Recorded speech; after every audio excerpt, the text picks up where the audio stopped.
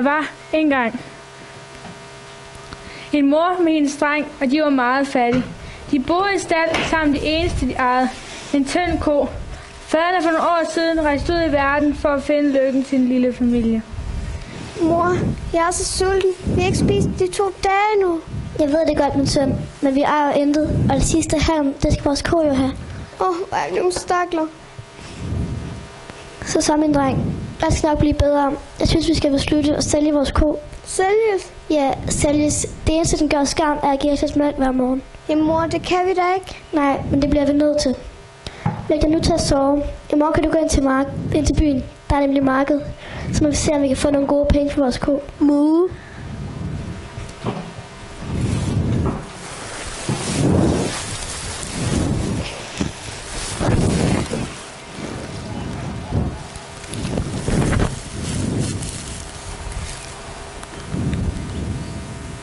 I dag er det 3 år siden, jeg drog afsted for at finde lykken til min søn og min kone. Min søn har bragt mig vidt omkring, og jeg har set det fjerneste egen af verden. Hvornår kommer du hjem? Vi mangler så meget. Mor syr sult, og vi ejer jo intet.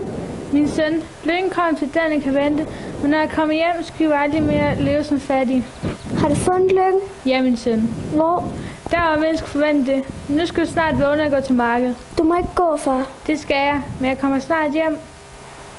Hvad skal kunne sælge vores ko, far? Pris på koen skal du ikke sætte, så folk gerne vil have det, men ud for dit hjerte.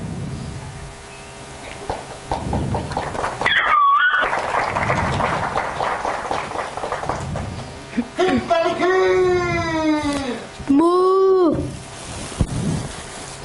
Ja, det er rigtigt, min ven. Nu skal jeg nok stå op. Se at trække mor, hun sover. Hvis jeg nu lige får malket den sidste gang, så kan det være, at jeg kan få dødsfusion i dag.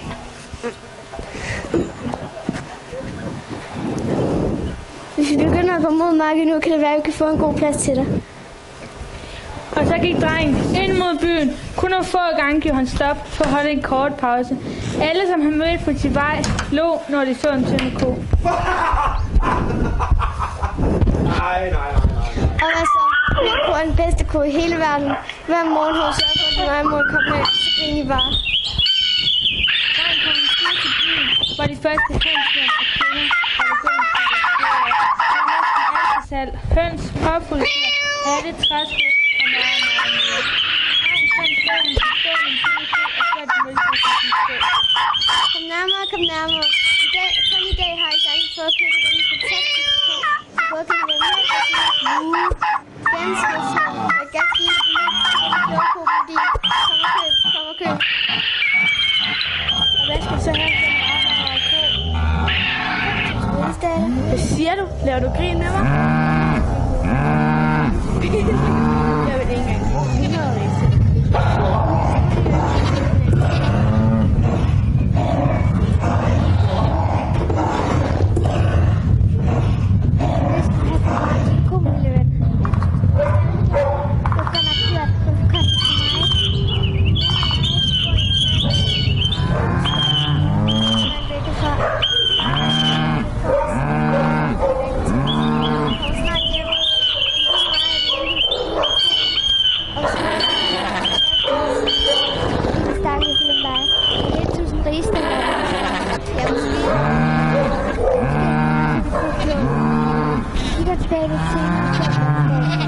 Så kan det jo være, at konen er solgt. Jeg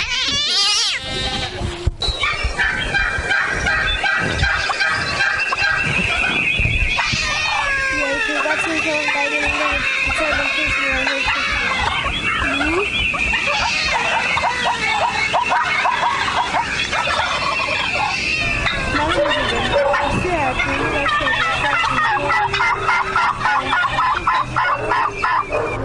Prisen på din ko er stor, men den har du også selv sat. Næsten. Min far kom til mig med min drøm. Han sagde, at jeg skulle sætte prisen efter min hjerte. Din far var en klog mand. Ja. Undskyld mig, det beklager jeg mig. Din far er en klog mand, men hør nu her, hvad jeg gerne fortælle dig. Og så fortalte manden, dengang han fået dreng og skulle på markedet for at sælge høns. Dengang vidste han heller ikke noget om priser, men hans far var klar om hvad ting koster, han handler. Ud for det, han tjente de første penge, og nu er han en rig mand.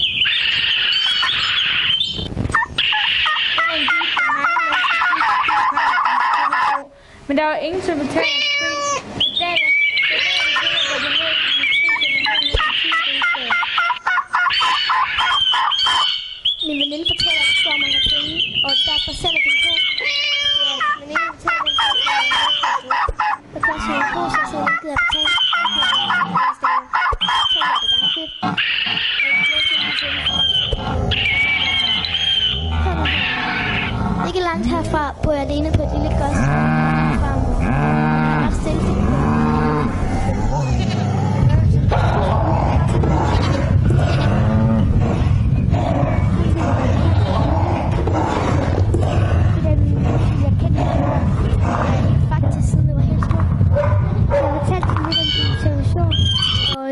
har lidt ekstra penge, vil jeg gerne tilbyde dette. Din mor og dig flytter ind hos mig. Der kan I bo, indtil din far kommer hjem igen. Når den tid kommer, kan det også være, at han kan bo hos mig. Sådan et tilbud må det være svært at afslå. Husk nu også det, vi taler om. Altså det der med koen. Nå ja, du tager koen med dig, så kan den gå sammen med mine køer. Så skal den nok kun blive stor og fed. Jamen, hvad skal... Jamen, hvad skal... Det er nærmest en drøm. Hvad skal jeg så gøre til gengæld? Du skal bare hjælpe til og være glad. Og min mor? Hun skal også bare hjælpe til, hvor hun kan. Det tror jeg, min mor vil blive glad for. Og derfor gik drengen og koen nu hjem fra markedet, hjem til sin gamle stald og hjem til hans mor. Og så er det jo også nu, der er billige skind til salg. Så hvis der nu er nogen, der lige mangler lidt skind sådan til at sidde og varme sig lidt, så er det nu, man skal byde ind. Ja, der er en herovre. Så vil lige have en lille kop med hjem her. Værsgo. Dejlig blød. Jeg har også en herovre, kan jeg se. Det er godt. Godt at varme sig ved. Der er også lidt kat derovre, hvis der er nogen, der mangler noget. Dejlig blød. Ja, kongens kat, den tisser i sko, for det vil her. Så den er her, eller rettere sagt, noget af den er.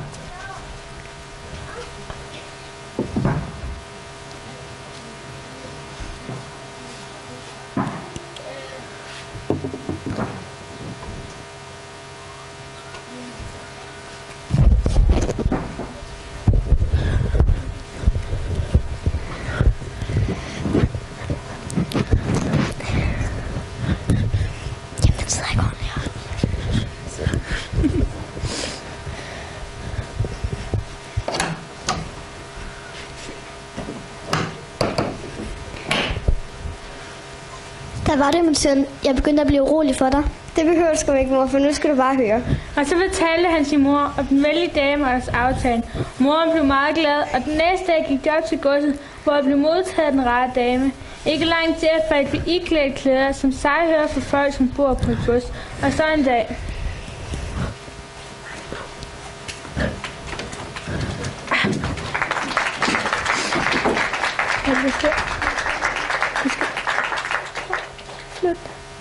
Jo, Mette.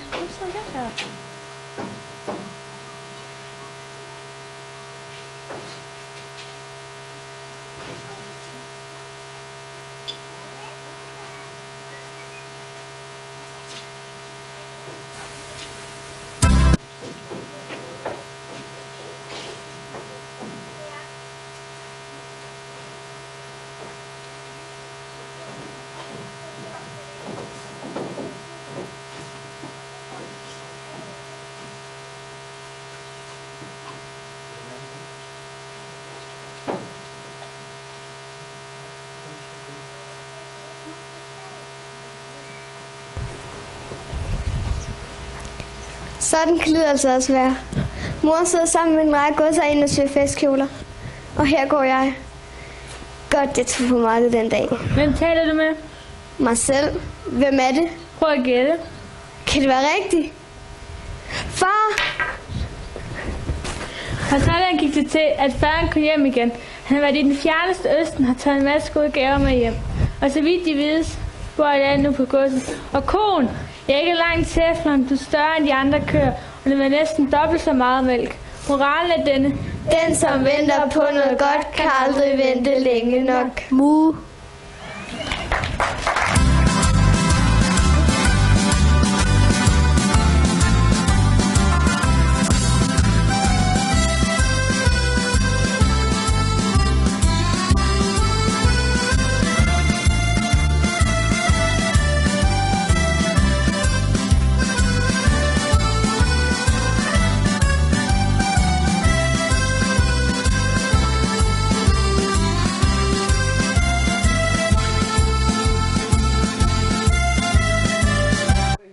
Lov til at præsentere dem en for en, for de har gjort et fantastisk stykke arbejde i den tid, hvor de har arbejdet.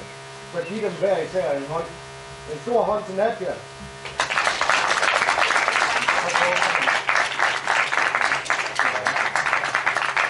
En stor hånd til Lea. En stor hånd til Cecilie. Og verdens mest fantastiske ko, Anders.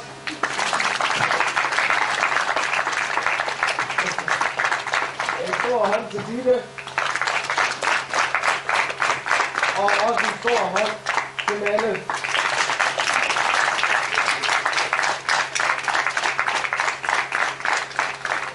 Christina og Tanja og vores lydfolk har jo også været en stor del, og vi har haft folk, der har hjulpet til at scenen, så giver de også dem en hånd.